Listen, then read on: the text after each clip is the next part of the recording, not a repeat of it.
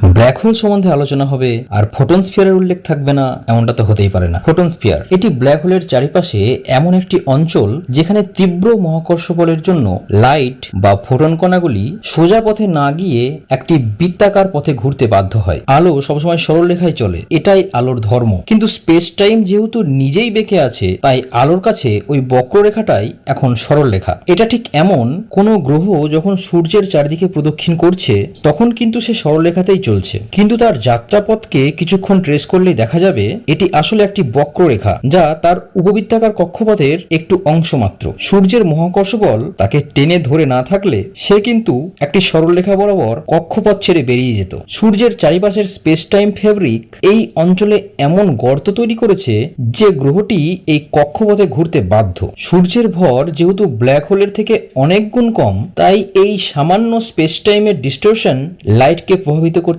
পারে না, কারণ এই ফাঁদ থেকে এসকেপ হওয়ার জন্য প্রয়োজনীয় স্পিড বা এনার্জি দুটোই লাইটের কাছে আছে।